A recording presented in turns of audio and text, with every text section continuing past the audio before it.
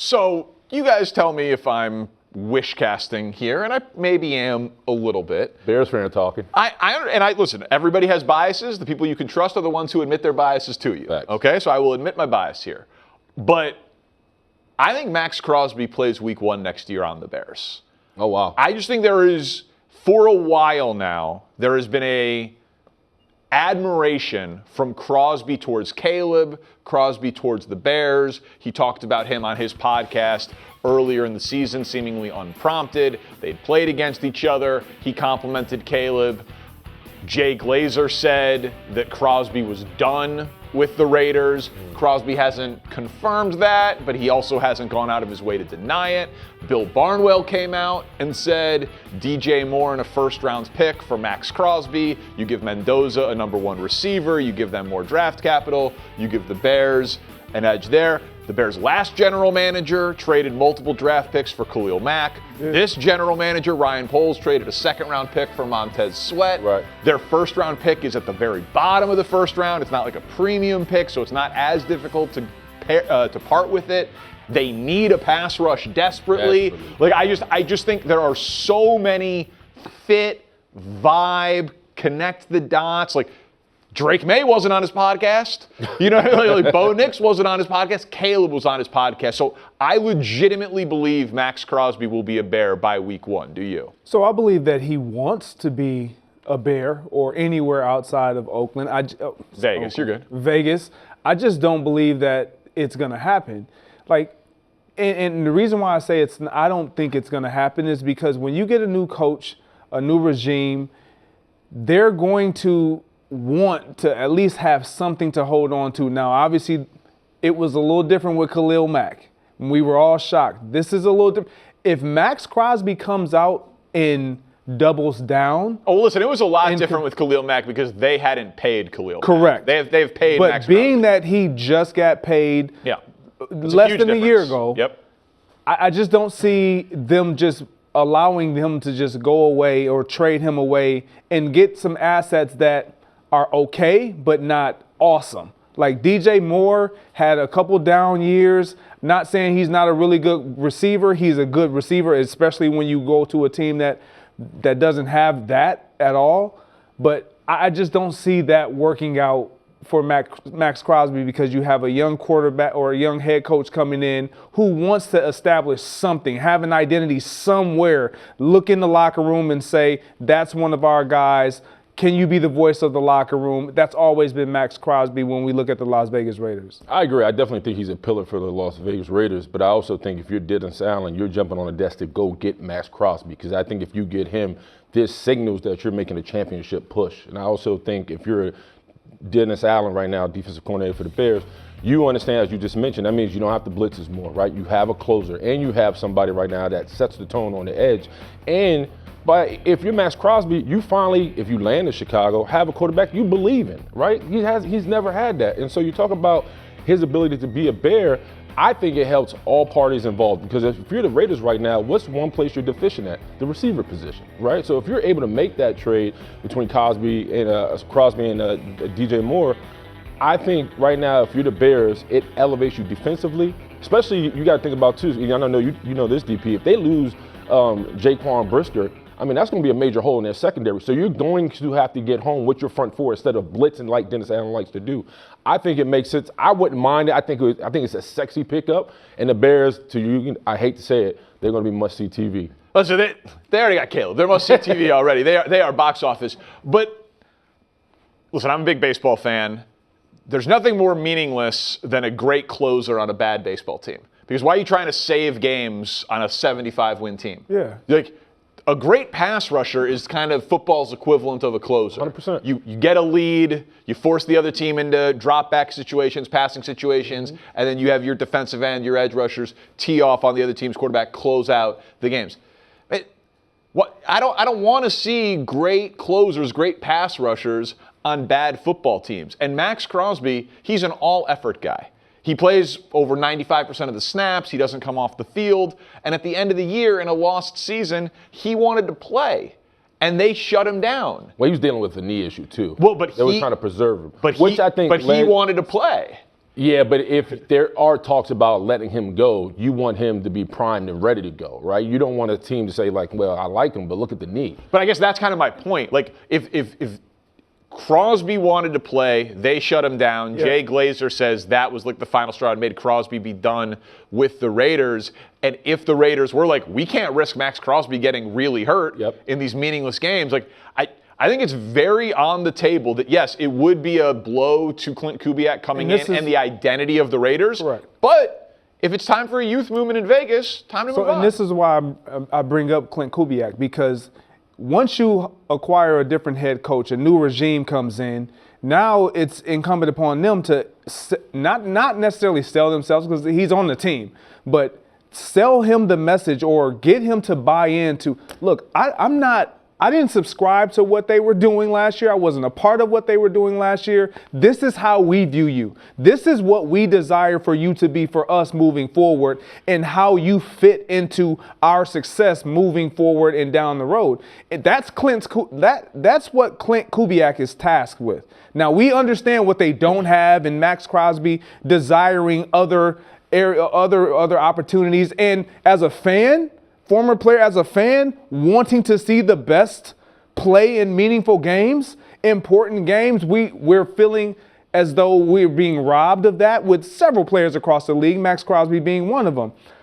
It would be great to see him on a roster that has a shot to play in the postseason, where we can see Maxx Crosby and all that he has provided that organization on display on the best stages that we have in the postseason. But I just don't see the Raiders building and saying, you know what, we'll probably build without you. I just think that you have to be honest with yourself. Can you build the Raiders into a contender fast enough where Crosby is still in his prime? No. Like I think that's you can't. But this is why, if you're Maxx Crosby, you go in the offseason as you are currently in, and you sit down with the powers that be and say, hey man, I've done everything you asked me to do, right? I wasn't a distraction when the team was bad. I've been the face of this team and this defense. Allow me to put a cap on my career, because we look at so many ball players, a la Joe Thomas, who one of the best offensive linemen I ever seen, loved everything about his game.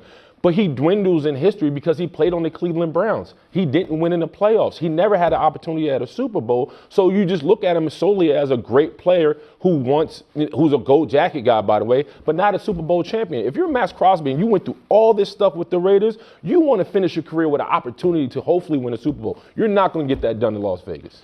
No, you will not. But let's now discuss the substance of what Crosby said about Caleb. We know the highlights, we know the prospect level, we know the accolades, and now he is with Ben Johnson. But I know how I feel about Caleb, but again, I will go last this time because, again, I will admit my bias. When I ask you, Willie, Caleb Williams' ceiling, his ceiling is what? So listen, he has the opportunity to be an MVP in this league. He has the opportunity to win playoff games and potentially a Super Bowl. My biggest gripe with Caleb Williams is his play style. I think right now we know he can make every throw on the field. We know he has the ability to wear the cape, but he doesn't live with boring football. He struggles with that. That's the thing that's going to hold him back from being the guy. I think if he can learn to make those boring throws automatic on top of the dynamic throws being optional, that's a complete quarterback to me. He struggles in that moment. I go back down to that last drive, EP.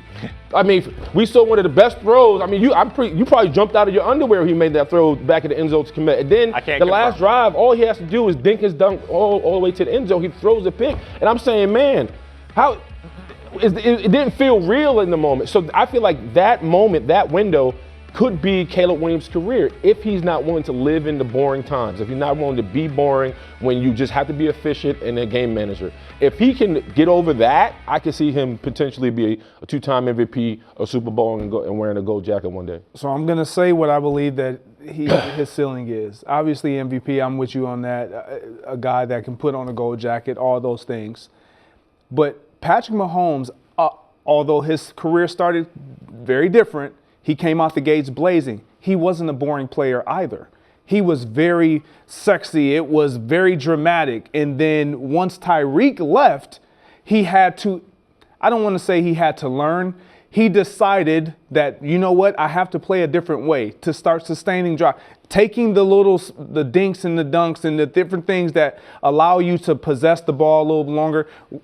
It changed how they looked for a minute, but it made him a more effective quarterback for the long run.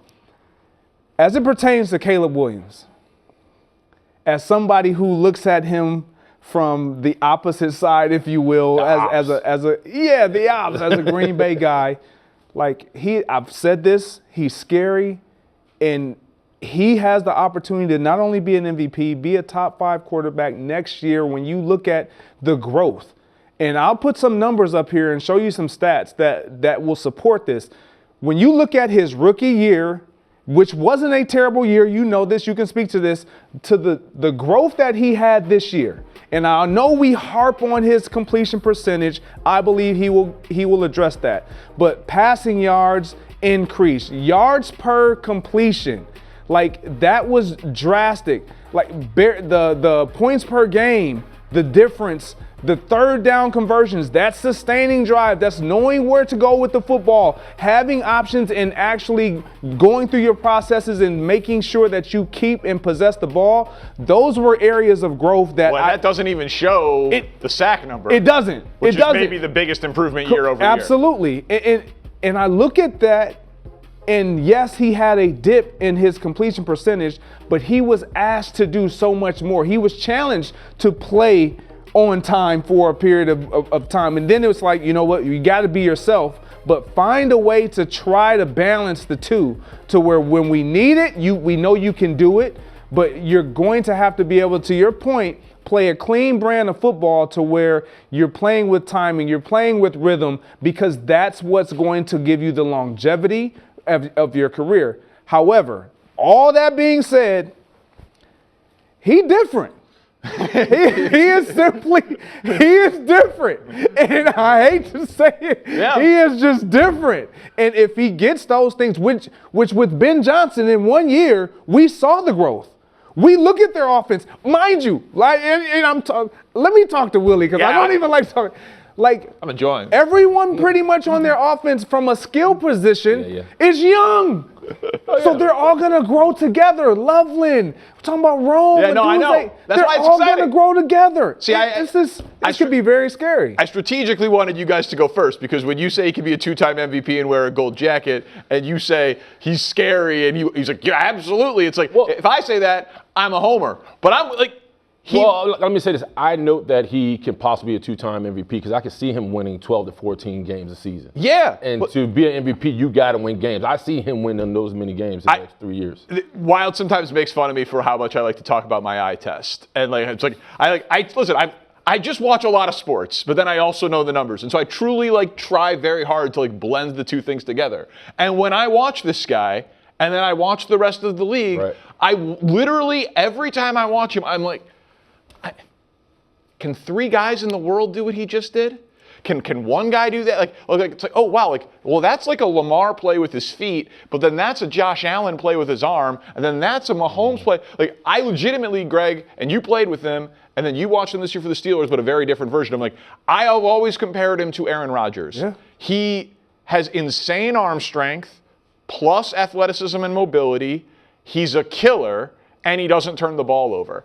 And so that combination gave one of the greatest seasons I've ever seen. The Aaron Rodgers 45 touchdowns, 6 interceptions season in 2011. It's one of the greatest quarterback seasons of all time. And if you just look at the start to Caleb's career, again, it hasn't all been perfect, and it's been multiple coaches and multiple play callers, and he took way too many sacks. But in terms of putting the ball in the end zone and not turning the ball over, it is a remarkable start. Now listen, Mahomes is ridiculous. Mahomes is completely insane. But now you got to remember, he also did sit his first year. So his first 34 games were basically year 2 and year 3, as opposed to starting from jump. But still, Mahomes is completely insane. But he is just, to me, it is very clear that if we're talking about ceiling, so it's not a guarantee that he will reach it, but what if he reaches his 99% outcome, what is he? He's the best player in football. His talent is there. And then when you combine it with his coaching, Burden, Odunze, they're bringing back their whole offensive line. We think they've got a top 5 offensive coach in the sport. So I think that is why you hear Tom Brady talk about him like he does. Yeah. Maxx Crosby talk about him like he does. By the second half of the season, every game, the opponents were either when they were mic'd up or on the record, just being like, how did he do that? But I also think we have to, 2 things. 1, Ben Johnson, give him a lot of credit, as you just mentioned. 2, he has a run game, right? Monungai Swift elevated that offense as a stabilizer. But that comes with Ben Johnson. 3, if we're being serious about it, they have to start a lot faster. So many of his games, and he showed up in the second half. He didn't play all 4 quarters. So you talk about growth. That's what he has to start a lot faster, because too many times he had to depend on him late minutes to kind of carry his team or have a heroic throw to kind of get out of the building. All those things, to your point, Greg, if you want a complete quarterback, he's going to have to polish those things up. Exactly. I agree. There are no guarantees here, but if he does, that's his ceiling. And the reason why I sit here, and you talk about Aaron Rodgers, and I had the opportunity, obviously, to play with him. Like, those type of individuals, and I used to say this all the time when people used to ask me about, is he the best player in the league, Aaron Rodgers being he? And I'm like, yes, because there's things that he can do that nobody else can, but all the things that everybody else can do, he can do it. That's Caleb Williams. He possesses the things that you cannot teach. Right. And he has them in abundance. The it factor. And so as long as he continues to have the desire to learn and grow, it is going to be, this is what we saw last year. And I know we saw it with the Washington Commanders and Jaden. It looked different the way that Caleb was doing it last year, because it was, and this is no knock on Jaden, because I still think he's phenomenal if he can stay healthy and all the things. If he can be challenged to manage what we're going to do in terms of all the motions, all the pre-snaps, and struggle the way that we all saw at the beginning of the season, embrace it, know it. We spoke to Ben Johnson on a couple different occasions, and he said it's going to be growing pains. Yeah. It's going to be a process. It's not going to be great. It wasn't all off season. We saw a lot of interceptions in practice. If he has the mentality of, I'm going to do and try every single thing in practice and use practice for what we should use practice for, to get better, to try out new things. If that's his approach, he's going to be the best player in the game. I love hearing a Packer say that. Oh, man, I'm going to make that segment my ringtone. All right, so he says that the Eagles want A.J. Brown back, and they've got to get back to being consistent. Are the inconsistent issues, are they fixable next year in Philly? Well, it's going to be tough, and I agree with him. They have the talent. The problem is they need a weekly identity. We watched this team through all season. We didn't know who they were week in and week out, right? And I think a large part of it because they scored 46 touchdowns, but they gave up 34, right? They struggled. They always got outgained. They struggled to get first downs, but they gave up a lot of first downs. It was just a seesaw production from the Eagles. I think right now, I have a graphic right here to show you some of the issues. Look, last on third down. It's solely because they couldn't win on first down, and when they got to third down, they were so predictable that the defense just sat back and said, hey, we're going to allow Jalen Hurts to beat us. It didn't happen. They didn't have a run game. The offensive line had a lot of issues, and they struggled, and they took a big decline in the run game. And defensively, man, I thought they were going to be better against stopping the run. When they lost, I underestimated how much Milton Williams meant to that defensive line. Like, he was a big factor, and now it was a lot of pressure put on Jalen Carter. He was banged up. Jordan Davis was in and out. They didn't get the type of production I thought they were going to have this year, and they struggled. So I think a lot of their inconsistencies come from they don't have an offensive structure that can benefit or help what they have right now. And defensively, they need more help on that defensive line. So all those things are fixable, but I don't know if they can right now, but it starts with Jalen Hurts by far. So with Eric Dunn, I'm with him 100%. They should want A.J. Brown back. And I've said this, like, you don't get rid of a player that brings that amount of value to your offense and to your team. He's just the vocal one. And so we focus on him a lot. Having said that, they're not as inconsistent as we depict them to be. It's the run game. They fix the run game, they're just fine. Like, their passing game numbers, a little bit better because they were forced to do that a lot more. But when I show you these numbers, and you had their yards per game ranks, but from 24, the season that they won it, This is who they were as a rushing offense. Obviously, points per game, they were up. They could run the ball better than almost anybody in the game. Yards per rush, up. Rush yards per game, up. Like, that was their identity. It was a clear identity. This is still their identity. They just couldn't do it at the level of which they did it in the Super Bowl run year. And if they can get healthy, if they can find out who they're going to have on that offensive line, if Lane Johnson's, if he's going to retire, if he's coming back, what we have moving forward, and if we can be healthy and have a 2024 Saquon Barkley behind Jalen Hurts, they will be just fine. Well, I tend to agree with you because we talk a lot about A.J. Brown because he's fun to talk about. Yes. He gives us a lot of talk. He gives it. You might not find it fun. Yeah. I find it fun. Well, I'm going to tell you, if I was in his locker room as an offensive line, as you just highlighted, that's struggling, right? Like you talk about Lane Johnson being 36, you talk about Jurgens and Dickinson, both guys dealing with surgeries, their play have declined.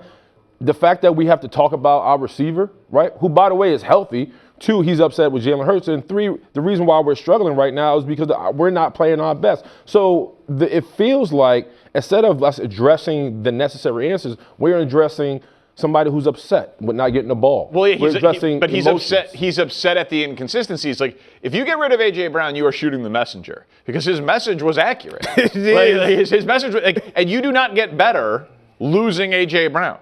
So I think it's entertaining as someone who doesn't have a dog in the fight. Like, he's reading a book, he's calling him out, he's talking about, don't trade me off your fantasy team while he's playing Madden. Like, I'm here for the harmless anarchy of sports. But, like, are they fixable? Yeah, we're a year removed from them blitzing the league. And so while I personally think that Jalen Hurts is an extremely limited quarterback, if he gets back to having the best offensive line in football, right, which they were 2 years ago, the best running back in football, which Saquon was 2 years ago, and a top 3 wide receiver duo, which they were 2 years ago, well then yeah, they'll be a consistent offense again with basically anybody playing quarterback.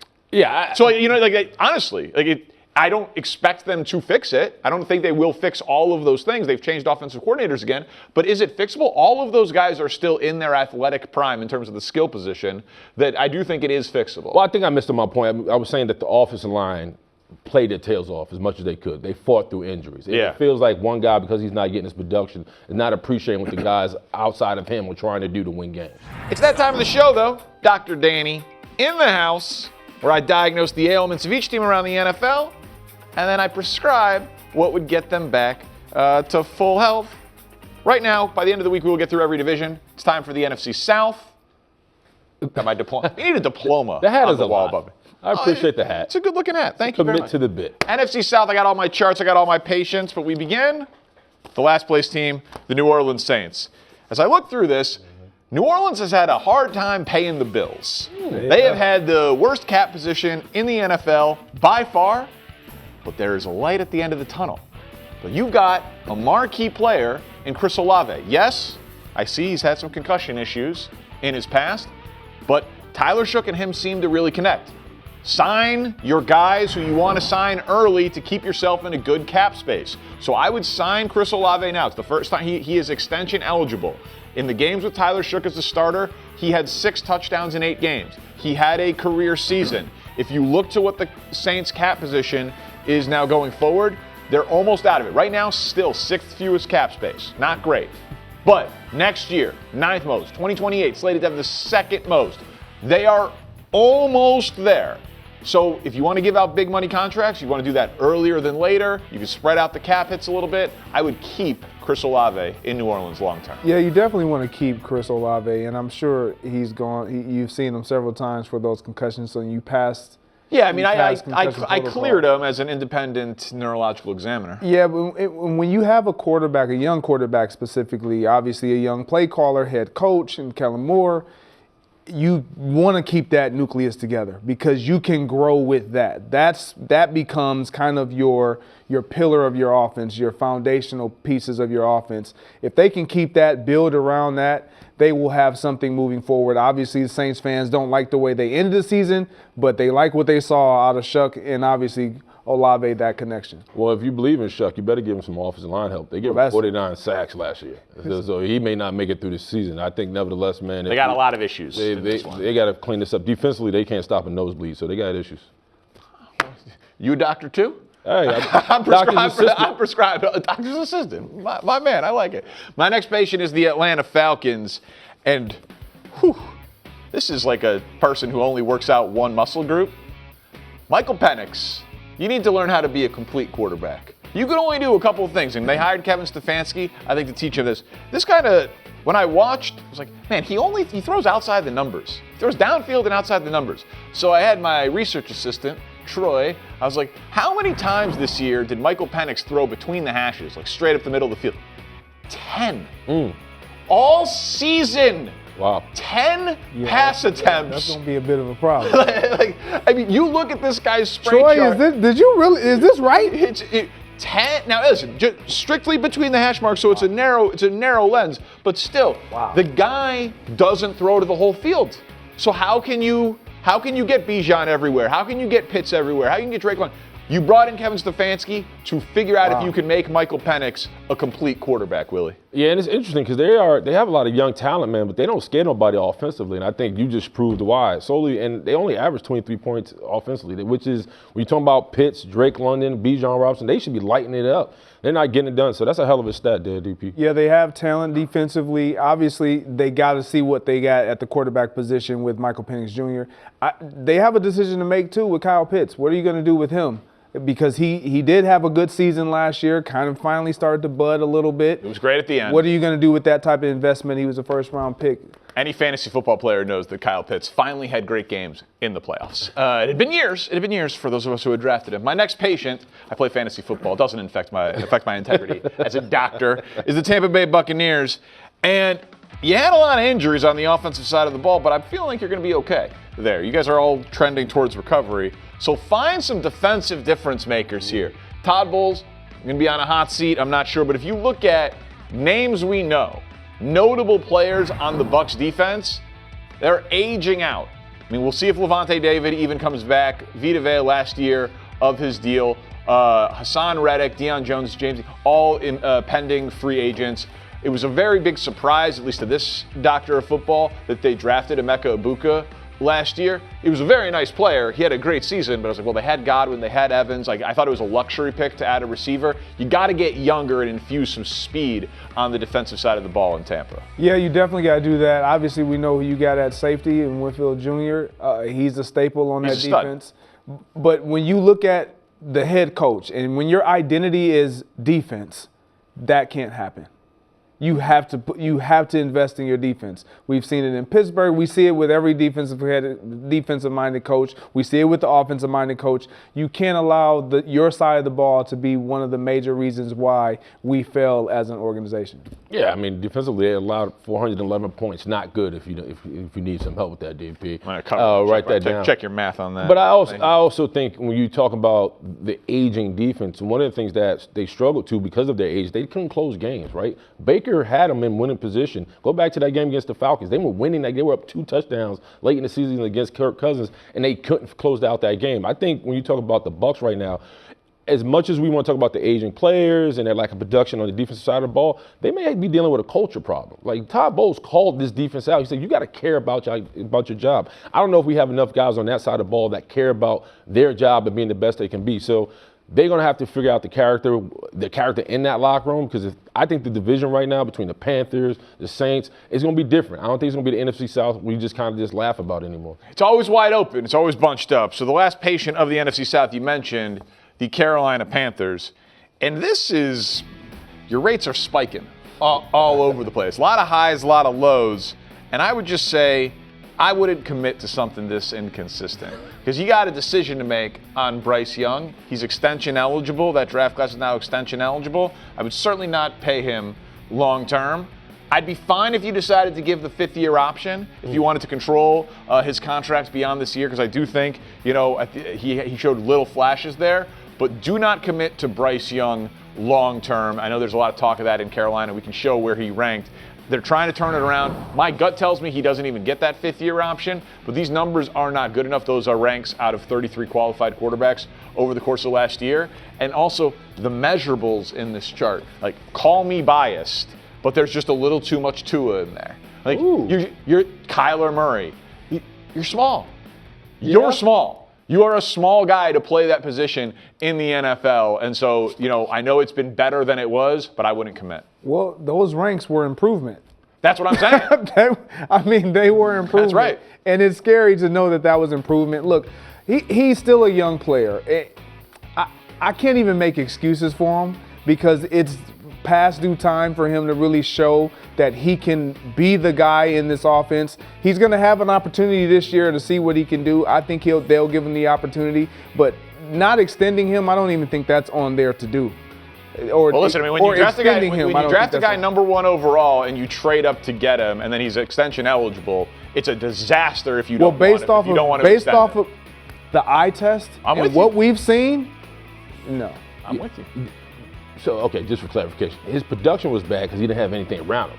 Like, he didn't have any offensive line help. They just got Rico Dotto. The run game played better. He beat Matthew Stafford, by the way, this year. He did. Like, we've seen him show up in some games and look like a functional. Was great. He looked like a functional quarterback. So now that you've given him some weapons, some proper offensive line, and you have a defense that's starting to play better, led by Derrick Brown, I'm sorry, I would commit to Bryce Young. I would say, hey, young fella, as long as we continue to build around what you can do well, let's see where this thing goes. Because who do you have behind him? Nobody. Are you going to now go into the draft and say, all right, let's go pluck us a franchise quarterback? No. Give him an opportunity. He's been in the mud. He has risen from the mud. He showed you late in the season that you match him up against an MVP quarterback at Stafford, he can knuckle up. He beat the Rams. That means something. So between the receiving core, the offensive line, Rico Dotto, a defense that's doing better, yeah, commit to him because he's shown you he can overcome adversity. That's pretty much his legacy right now. I would not get rid of Bryce Young. That's all great. I mean, that's compelling case. It's not about compelling. It's true. Like, where am I wrong? Compelling. And Tell me, where am I wrong? It's heartfelt. As a receiver, I'm just gonna be Here honest. we go. Because I know receiver. I know your take is always get him some offensive linemen. If you can protect the quarterback and you give him time and he shows you production and positivity and he's a functional game manager, you win ball games. There's a lot of quarterbacks that I've seen that didn't have protection. Caleb didn't have a great offensive line his first year. And you brought him some. But I'm just saying, but we saw something. We saw flashes. Even in his first year. You telling me this year you didn't see nothing out of Bryce Young that said that's a positive? But it's his third year is what he's saying. Okay, Josh Allen wasn't a guy until his third year. It took him to kind of boil them down. But we saw major flashes. We saw things that was like, oh, that was great. I don't know if anybody can do that. Tell me something, and I'm not trying to bash Bryce Young, but tell me what he does that you can't go somewhere else and get. Where are you going to go? That's my point. Anywhere. Did you see them? Can we put the numbers up again? You can't even say where you're going. Listen. If you allow the young man to grow, you just acknowledge he's a young quarterback. Look at these numbers. You just also acknowledge there's no talent around. You brought him into an organization that was depleted, that didn't have anything left around him. So now that we're starting to build around him, now we're going to say, okay, let's go get a new quarterback. You have a receiver. You got proper offensive line play. You got a running back. You got a defense. Allow the man cook. It's year 3. We live in this microwave society where we want, boop, throw him in there, meal cook. That's not how the NFL works. Young quarterbacks need time to develop. If you don't give them time, then you're not going to. They do. They chose not to give them time. They made a lot of investments on these draft picks. They need a return. He hasn't brought a return on the investment. I'm not willing. If I'm the Carolina Panthers, and yes, we won the division kind of by default. Oh, here we go. But we're knocking the guy for winning. It takes an opportunity. You got to fight to get there, just to have the opportunity. You're right. I'm not gonna knock him for winning because it's a team sport. Like it wasn't all on Bryce Young. They had great team success this year. How about we say that? But I'm not going to credit Bryce Young for the emergence of the Carolina Panthers finally making the. But you can't also knock him that the reason he's not there either. Man, we should talk Panthers more. But my point is, that's what I'm thinking. This is a third rail issue. I like it. I don't know about great team success losing at home in the wild card round. I don't know if it's great team success. Were they in the playoffs? They were in the playoffs. Did they have a shot late in the game? Yeah. That's the Steelers mentality. Did we make the playoffs but have no shot? You gotta be in the room to have a shot, DP. Apparently.